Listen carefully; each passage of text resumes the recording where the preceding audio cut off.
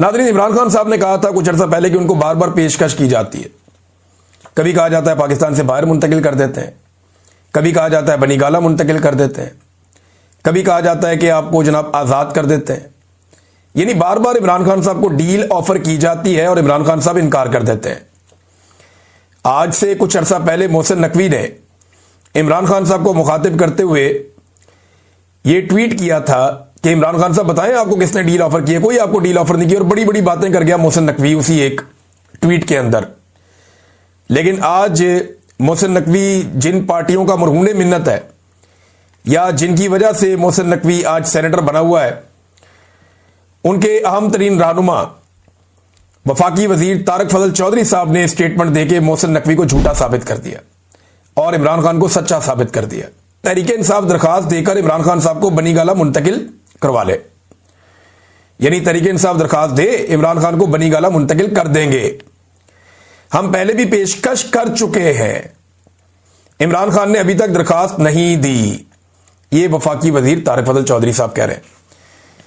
यानी नवाज शरीफ साहब को अस्पताल पहुंचाना हो तो ये घुटनों पे बैठ जाते थे पीएमएलएन वाले, पाकिस्तान से बाहर पहुंचाना हो तो 50 रुपए के स्टाम्प पेपर के ऊपर निकाल देते थे।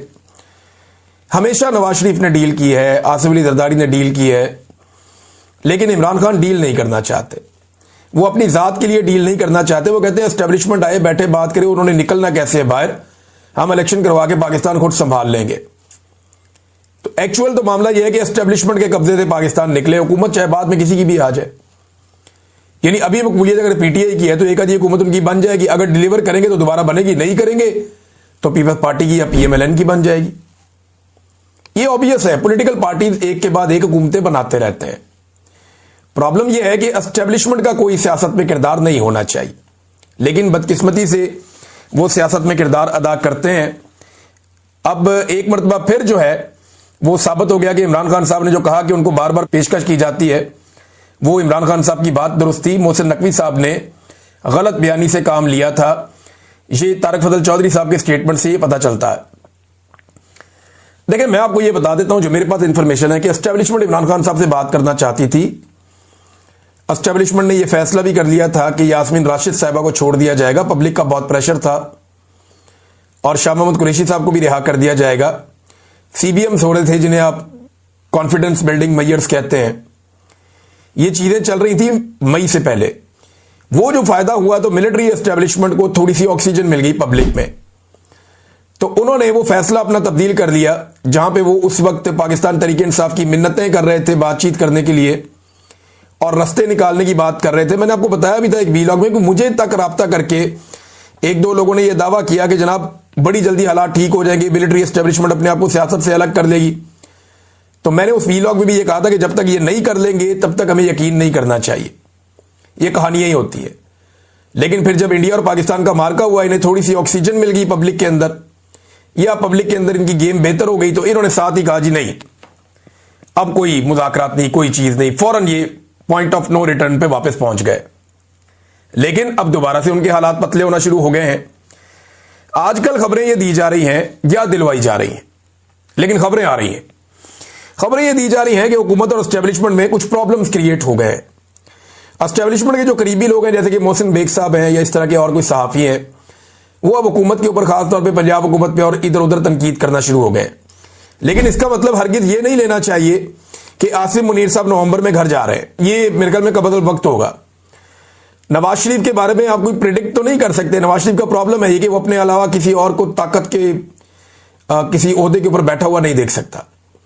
नवाज शरीफ के लिए यह बर्दाश्त करना भी बहुत मुश्किल है कि मेरा भाई वजीर आजम पाकिस्तान बना हुआ और मैं क्यों नहीं बना।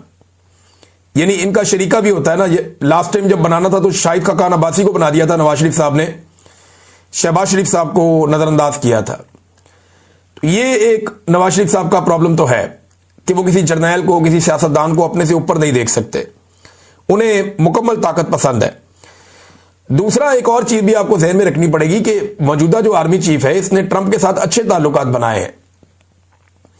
और एक बात और भी देखें कि जो डीजी आईएसआई है, तो क्या वाकई आसिफ मुनीर साहब नवंबर में घर चले जाएंगे? तो मेरे ख्याल में ये इस तरह की चीजें बाद वक्त फैलाई जाती हैं ताकि थोड़ा सा जो लोगों के अंदर एक मोमेंटम बन रहा है या रिएक्शन आ रहा है, लोग थोड़े मुतमईन हो जाए। लोगों को जब लगता है कि वो बगैर लड़े जीत सकते हैं तो वो लड़ाई का इरादा तर्क कर देते हैं। बाद औकात ऐसी चीजें इसलिए भी फैलाई जाती हैं, कोई वजह नहीं है कि इस तरह के किसी प्रोपेगेंडा पे भरोसा किया जाए। हर जमहूरियत पसंद को आसरा दिया जाता है वक्ती तौर पे, और फिर वक्त भी निकल जाता है। आजकल नून लीग और पीपल्स पार्टी वालों को आप देख रहे हैं ना, वो आपस में नूरा कुश्ती कर रहे हैं। ये नूरा कुश्ती है। जैसे ही इमरान खान मैदान में आएगा आप देखिएगा ये दोनों मिलकर इलेक्शन लड़ेंगे। जैसे ही इमरान खान मैदान में आएगा आप देखिएगा ये इकट्ठे हो जाएंगे और ये इमरान खान के दुश्मन बन जाएंगे और ये एक साथ मिलकर इमरान खान को मारेंगे। ये नूरा कुश्ती इसलिए कर रहे हैं कि अपने अपने हलकों में अपने अपने लोगों को थोड़ा सा एक्टिवेट करें, क्योंकि इनके कारकुन की अब ये कैपेसिटी रही नहीं कि वो पाकिस्तान तहरीक इंसाफ का मुकाबला करे या उनके बयानिए का मुकाबला करे, लेकिन एक दूसरे के बयानिए का मुकाबला ये कर सकते हैं। तो इसलिए कारकुन को मुतहर्रिक करने का इन्होंने एक नया तरीका निकाला है, उस पर आजकल काम कर रहे हैं। राणा सनाउल्लाह का एक बयान आया, उसको आप नजरअंदाज नहीं कर सकते इस मौके पर, क्योंकि थोड़ा अजीब बयान है। उन्होंने कहा जी फील्ड मार्शल आसिम मुनीर के होते हुए सियासतदानों ने अगर मौका गवा दिया और मसाइल हल ना किए तो शायद कल कोई ऐसा आ जाए जो उनको मौका ही ना दे। मेरी बात याद रखें, ये राणा सनाउल्लाह साहब ने बात की। इसके 3 पहलू हैं। नंबर 1 तो ये है कि फील्ड मार्शल के जाने के बाद, यानी इनके होते हुए सियासतदानों ने मौका गवा दिया और कोई नया आ गया, इसका मतलब यह है कि राणा सनाउल्लाह साहब एक इशारा दे रहे हैं या फूड फॉर थॉट दे रहे हैं। जैसे कि मैंने पीछे आपको बताया भी, हो सकता है वो सोचने के लिए लोगों को एक मुहैया कर रहे हैं कि जनाब ये इस तरह सोचो कि फील्ड मार्शल जा भी सकता है। अब फील्ड मार्शल बनने का फायदा क्या, जब जाना ही था तो जाने वाने का इरादा तो किसी का नहीं। इस कुर्सी पे जो आता है वो जाता नहीं है, उसे भेजना पड़ता है। आज तक आर्मी चीफ की कुर्सी पे जो भी आया वो गया नहीं, उसे भेजा गया। आसिम मुनीर साहब भी जाने के नहीं है, उनको भेजना पड़ेगा। इमरान खान साहब के बारे में ये जो खबरें आ रही हैं कि उन्हें छोड़ दिया जाएगा 1 महीने में, 1.25 महीने में, अब 1 दिन और गुजर गया और 1 दिन और गुजर गया तो पीछे आपके जो दिन रह गए हैं वो और कम होते जा रहे हैं। तो पाकिस्तानी तो एक एक दिन करके गिनेंगे, जो अपने लीडर की कैद का एक एक दिन गिनते हैं और रोजाना सोशल मीडिया पे डालते हैं कि आज इमरान खान को 600 दिन हो गए, आज 601 दिन हो गए, आज 602 दिन हो गए। जब उन्हीं पाकिस्तानियों को टाइम दिया गया पाकिस्तान की इंटेलिजेंस एजेंसी ISI के DG की जानिब से, गो कि ये टाइम उन्होंने खुद से कोई बयान देते हुए नहीं दिया, लेकिन उन्होंने ओवरसीज पाकिस्तानियों से जो मुलाकात की तो उसमें कहा कि 4-5 हफ्ते में इमरान खान साहब को छोड़ दिया जाएगा, जो लोग लापता है जबरी तौर पे उनका मामला हल हो जाएगा और चीजें ठीक हो जाएंगी। खासतौर पे जो मिलिट्री ट्रायल वाला मामला है वो ठीक हो जाएगा।